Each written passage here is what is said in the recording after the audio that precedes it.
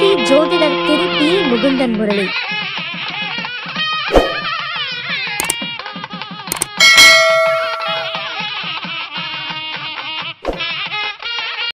நம்ம கோபையா மிகவும் சிறப்பான முறையில் 2 மணி நேரம் நமக்காக பேசியிருந்தார்.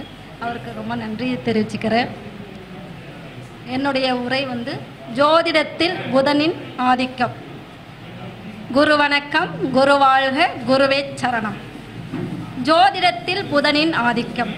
நவகிரகங்களில் எல்லா கிரகங்களுக்கும் பல வகையான ஆளுமை, காரகத்துவம், உரிமை, அதிகார அமைப்புகள் உள்ளது. ஒவ்வொருவரின் தனிப்பட்ட ஜாதக அமைப்பில் ஒரு கிரகத்திற்கு மிகுந்த முக்கியத்துவம் இருக்கும். அதாவது அந்த ஜாதகருக்கு யோகத்தை செய்யக்கூடிய தன்மையில் இருக்கும். இது அந்த ஜாதக லக்ன அமைப்பிற்கு வருவதாகும். பொதுவாக கிரக இயல்புகள், தன்மைகள் என்று எடுத்துக்கொண்டால் ஒவ்வொரு குறிப்பிட்ட கிரகத்திற்கு கொடுக்கப்பட்டுள்ள காரகம் எல்லா ஜாதகத்திற்கும் பொதுவானவை. அந்த வகையில் வித்யாகாரகன், மாதுளக்காரகன் என்று சொல்லப்படும் புதன் கிரகம் அளப்பரிய ஆற்றல்களை கொண்டு உள்ளது. சர்வம் புதன்மயம் என்று ஒரே வார்த்தையில் நாம் ரத்தின சுருக்கமாக கூறலாம். சர்வம் பிரம்மமயம் என்பது என்று கூட சொல்வார்கள். அந்த அடிப்படையில் புதன் எங்கும் எல்லாமுமாக வியாபித்து உள்ளார். அரிது அரிது மானிடராய் பிறப்பது அரிது. அதனிலும் அரிது புதன் பலத்துடன், அம்சத்துடன், அருளுடன் பிறப்பது மிகவும் அரிது. அந்த அளவிற்கு புதனின் ஆதிக்கம் மேலோங்கி உள்ளது. சௌமியன், புத்தி தாதா, தனப்பிரதன்னு இவரை சொல்லலாம். நம்ம புதன் புத்திக்கும் வித்தைக்கும் அதிபதியாக இருப்பார். அறிவு, ஆற்றல், வித்தை,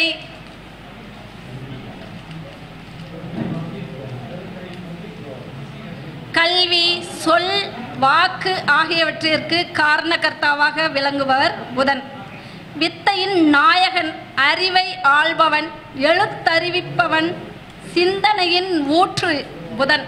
வாக்கில் நிற்பவன், கணக்கிற்கு அதிபதி புதன்.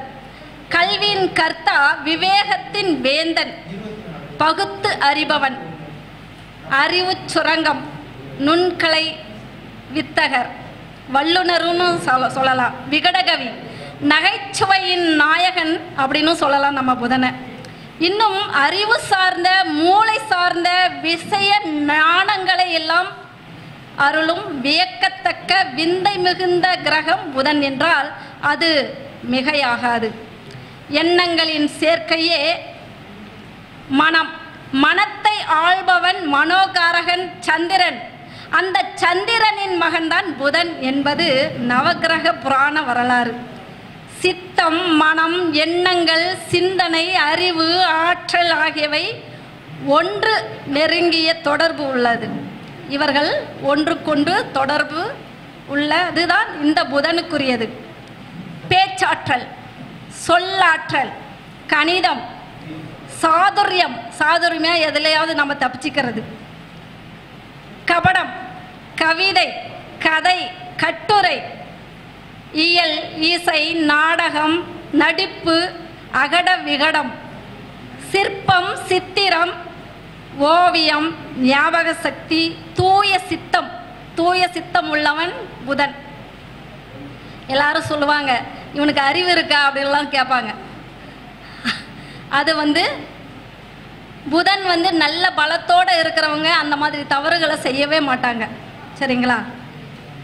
அதே போல் இளமை, இனிமை, புதுமை, ஜோதிடம், வானசாஸ்திரம், வியாபாரம், வேதா விலாசம், கம்ப்யூட்டர் துறை, தகவல் தொடர்பு துறை, பொது அறிவு, கணிப்பு, யூகம். யூகம் பாருங்க, ஒவ்வொருத்தருக்கு நல்ல அவங்க யூகிச்சு சொல்லுவாங்க, அது கரெக்டாக இருக்கும். நயம், நளினம், நகைச்சுவை, நையாண்டி, மொழியில் புழமை, இதுக்கு எல்லாமே வித்தகன் புதன்தான். உச்சரிப்பு வந்து கரெக்டாக இருக்கும். உரைநடை, வாதத்திறன், கைத்திறன், கைப்பக்குவம், ரசனை, இயற்கை, எழில் கொஞ்சும் இடங்கள், இது எல்லாமே புதனுக்குரியது தான். பச்சை பயிர்கள், பசும் புற்கள், மலை வாசஸ்தலம், ஆறுகள், அணைக்கட்டுகள், நீர்நிலைகள், நீர்வீழ்ச்சிகள், மனம், நரம்பு மண்டலம், மூளை, தண்டுவடம் என மனிதன் முழுமை பெற்றவனாக பகுத்தறிபவனாக செயல்பட வைக்கும் ஆற்றலுடைய கிரகம் புதன். சுருக்கமாக சொன்னால் ஆய கலைகள் 64லும் இவரின் ஆளுமை மிக முக்கியமாக உண்டு. புதனின் அமைப்பு ஜாதகத்தில் மிக மிக பலமாக இருந்தால்தான் ஒரு எந்த துறையை சார்ந்தவராக இருந்தாலும் அந்த துறையில் மாபெரும் வெற்றியாளராகவும் வெற்றி பெறுபவராகவும் வைரம் போல் ஜொலிக்கக்கூடியவராகவும் அவரை செய்யும். இந்த ஆற்றலும் வெளிப்படும் அவர்களுக்கு. புத்தி, அறிவு, ஆற்றல், தொழில், வியாபாரம், கணக்கு போன்றவற்றை தரும் கிரகமாக புதன் திகழ்கிறார். கல்வி என்பது ஓர் அழியா செல்வம். கற்றோருக்கு சென்ற இடமெல்லாம் சிறப்புடன் மிகவும் செழிப்பும் உண்டாகிறது இவருக்கு. இன்றைய காலகட்டத்தில் கல்வி என்ற சரஸ்வதி நம்மிடம் இருந்தால்தான் சகல ஐஸ்வர்யங்களையும் தரும் மகாலட்சுமி தானாக நம் இல்லத்திற்கு வந்து விடுகிறாள். புதன் சரியா இருந்து வித்யாகாரகனும் அவரை சொல்லுவாங்க. அப்போ சரஸ்வதியோட அருள் இருக்கும்போது கண்டிப்பாக மகாலட்சுமியும் நம்ம வீடை தேடி வருவாள். எந்த துறையாக எந்த தொழிலாக இருந்தாலும் அதில் தொழில்நுட்பம் இருக்கும் என்றால் அதை தருபவர் நம்ம புதன் தான். உலகமெங்கும் அறிவு மூளையை பயன்படுத்தி உழைப்பவர்கள் எல்லோரையும் ஆளுகின்றார்கள். இந்த புதன் ஆதிக்கம் பெற்றவர்கள் முன்னிலையை வகிக்கின்றார்கள். இப்போ ஐயா எவ்வளோ திறம்பட நமக்கு எல்லாம் சொல்லி கொடுத்துட்டு போனார். அது எல்லாமே புதன் பலம் பெற்றிருந்தால் மட்டுமே மற்றவருக்கு நம்ம அந்த நுட்பங்களையும் சூட்சுமங்களையும் சொல்ல முடியும். புதனின் அருள்தான் இதற்கு எல்லாமே மூல காரணம். புதனின் அருள்தான். சட்டத்தின் சாராம்சம், அதில் உள்ள நெளிவு சுழிவுகள், வாத பிரதிவாதங்கள், நுணுக்கங்கள், சமயோசித புத்தி போன்றவைதான் வக்கீல் தொழிலுக்கு மிகவும் முக்கியமானது. புத்தி சாதுரியமுடைய வக்கீல்களை உருவாக்குபவரும் புதன்தான்.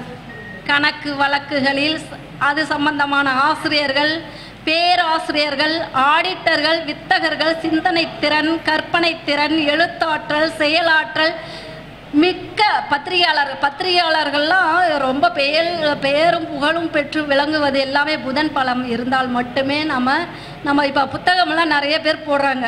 அப்போது புதனுடைய பலன் எல்லாமே அவங்க பண்ணவே முடியாது. எதையுமே ஆராயும் திறன் கொண்டவர்கள் புதனோட பலம் பெற்றவர்கள். பொன் கிடைத்தாலும் புதன் கிடைக்காது என்பது காலம் காலமாக தொன்று தொட்டு எல்லோரும் சொல்கின்ற வழக்கு மொழியாகும்.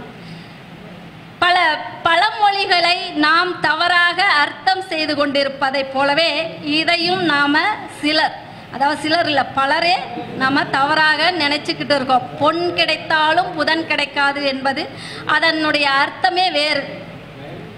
அதாவது ஜோதிட சாஸ்திர அமைப்பின்படி இந்த இடத்தில் பொன் என்பது பொன்னவன் என்று அழைக்கப்படும் தனம்தான் இந்த பொருள். அதாவது குருதான் இதற்கு பொன்னன் அப்படிங்கிறவன் தான் இந்த பொண்ணுக்கு அடையாளம். சரிங்களா? புத்திரத்திற்கு ஆதிக்கம் செலுத்தக்கூடிய குருவை குறிக்கக்கூடியது இந்த பொன் என்ற சொல். குரு தனம் என்னும் பணத்தையும் தங்கத்தையும் குழந்தை செல்வத்தையும் செல்வம் செல்வாக்கு அந்தஸ்து பதவிகளை தரவல்லவர். இருந்தாலும் பொன்னவன் என்று அழைக்கப்படும் குருவின் பாக்கியமும் புதனின் ஆற்றல் மிக்க பலமும் சேருவது மிகவும் அவசியம். ஏனென்றால் ஒருவரிடம் ஏராளமான பொன் பொருள் சொத்து கல்வி சொல் வாக்கு ஆகியவற்றிற்கு காரண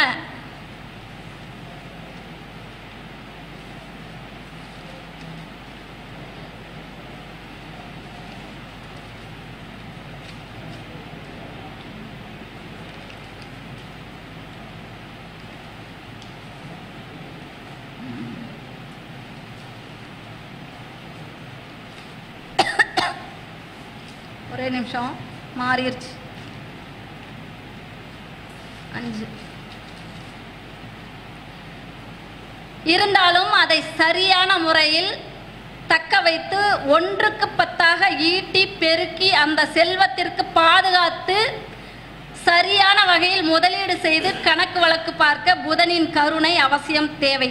அதேபோல புத்திகாரகன் என்று குரு முன்னிலைப்படுத்தப்பட்டாலும் குரு போககாரகன் ஆகையால் போக சக்தியை அவர் தருபவராக இருந்தாலும் சுக்கிலமும் சுரோனிதமும் இணைந்து கரு உற்பத்தியாவதற்கு உறுதுணையாகவும் ஆரோக்கியமான தாம்பத்திய உறவுக்கு முக்கிய காரணமாக இருக்கின்ற நரம்பு மண்டலத்தை ஆள்பவர் புதன் என்பதால் நரம்புகள் தான் வீரியத்தை கொடுக்கும் என்ற மருத்துவ உடற்கூறு அடிப்படையில் பொன் கிடைத்தாலும் புதன் கிடைக்காது என்ற சொற்றொடர் ஏற்பட்டது. சந்திரன் புதன் பற்றியும் நம்ம ஒரு சில வார்த்தைகள் பார்க்கலாம். சரிங்களா? சந்திரன் புதன் பற்றி விதி மதி கதி என்று சொல்வார்கள். அதாவது விதி என்றால் லக்னம், மதி என்றால் சந்திரன், கதி என்றால் சூரியன். இந்த 3 விஷயங்களும் ஜாதகத்தில் முக்கியமான அம்சமாகும். லக்னத்திற்கு அடுத்தபடியாக ராசியை குறிப்பிடுவார்கள். இந்த ராசி என்பது சந்திரன் இருக்கும் இடம். சந்திரன் மனோகாரகன், நமது மனத்தை ஆள்பவன். புதன் வித்யாகாரகன், நமது புத்தியை ஆள்பவன். புதன் என்றால் ஆற்றல், மறைந்து இருக்கும் சக்தி. புதன் என்றால் ஆற்றலை மறைத்து வைத்திருக்கும் சக்தி. அதாவது நம்மளுடைய இயக்கத்துக்கு புத்தி மட்டுமே காரணம், நினைக்கிறது வேறு. சரிங்களா? அறிஞன் இவன் உள்ளுணர்வில் உணர்த்துபவன். மனம் என்பது நிலையானது கிடையாது. ஆழ்ந்த உறக்கத்தில் மனம் இருக்காது. தூங்கும் போது கூட அந்த புத்தியில் இருக்கும் எண்ண ஓட்டத்தில் கனவுகள் பல காண்கிறோம். பல வகையான சிந்தனைகள், எண்ணங்களின் சேர்க்கையே மனம். நமக்கு எல்லா விஷயங்களும் சாதகமாக, சீராக, சந்தோஷமாக, திருப்திகரமாக நினைத்தவையை நடைபெறும் பொழுது மனம் என்ற ஒன்று இருக்காது, அல்லது அது செயல்படுவது தெரியாமல் நிர்பலமாக, தூய்மையாக, தெளிவாக இருக்கும். குழப்பங்கள், பிரச்சனைகள், தோல்விகள், குளறுபடிகள், கஷ்ட நஷ்டங்கள் தொடரும் போது டென்ஷன், மனச்சோர்வு, மனச்சிதைவு, கோபதாபங்கள் உண்டாகும். சாதகமான சந்தோஷமான மனநிலை இருக்கும் இவர்களுக்கு. அந்த இருக்கும்போது, இந்த குணங்கள் இருக்கும்போது நல்ல குணம் வெளிப்படும். அதாவது தெளிவான நீரோடை போல இருக்கும்போது சந்தோஷமா இருப்பாங்க. அதுதான் புத்தி. கோபமான தருணத்தில் ஒருவரின் உள்ளே மறைந்திருக்கும் மிருகத்தனமான மூர்க்கத்தனம் வெளிப்படும் போது இவர்களுக்கு புத்தியும் மனமும் வேறு வேறு ஆகிவிடுகிறது. மனம் சீராக இருக்கும் பொழுது புத்தி நன்றாக வேலை செய்யும். இந்த 2 விஷயங்களும் தான் மனிதனை ஆட்டி படைக்கின்றது. இதுதான் சந்திரன் புதன் செய்யும் வினோதங்கள். சந்திரன் புதன் நல்ல அமைப்பில் தொடர்பில் ஏற்படும் போது அதையும் சீர்தூக்கி பார்த்து தெளிவாக நம்ம முடிவெடுப்பார்கள். அவர்கள் சந்திரனும் புதனும் சரியான நல்ல பலத்தோடு இருக்கும்போது சீராக அவர்கள் முடிவெடுப்பார்கள். நவக்கிரக புராண அமைப்புப்படி சந்திரனிலிருந்து தோன்றியவன் புதன்.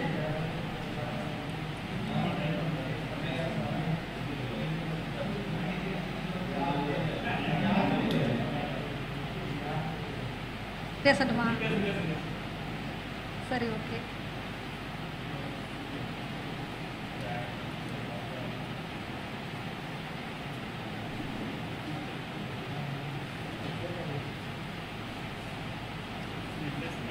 ஓகே.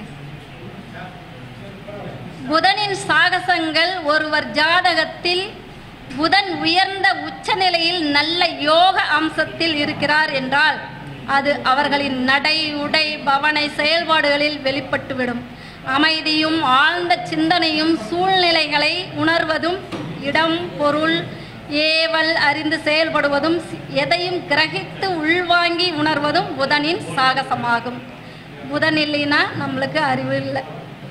ஓகே, போயிட்டு வாங்க. முடிச்சிடுறேன். இல்லை, பரவாயில்ல. சரி, ஓகே. மறுபடியும் இன்னொரு நாளைக்கு பேசிக்கலாம். நிறைவு செய்கிறேன். நான் எனக்கு வாய்ப்பளித்த திரு முகுந்தன் முரளி ஐயா அவர்களுக்கு நன்றியும் வாழ்த்துக்களையும் தெரிவித்துக் கொள்கிறேன். அவர் மென்மேலும் தங்கள் பணி சிறக்க பாடுபட்டு எங்களை எல்லாம் வளர்க்க வேண்டும் என்று கேட்டுக்கொள்கிறேன்.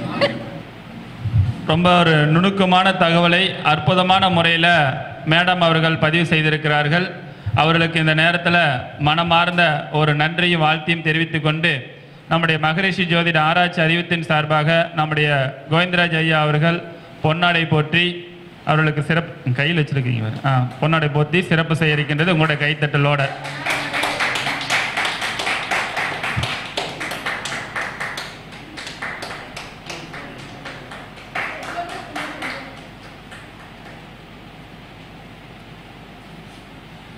ரொம்ப சிறப்பு. இன்னும் நான் பேசணுமா? அதுக்குள்ள முடிச்சு அமைச்சிடலான்னு பார்க்குறியா? சரி, இங்கே வந்திருக்கிறவங்க யாரோ ஒருத்தர் உங்களுடைய உதாரண ஜாதகம் யாரோ ஒருத்தர் போர்டில் போடுறதுனா தாராளமாக போடலாம். ஐயா உங்கள் ஜாதகம் போடுறீங்களா? என்னங்கய்யா?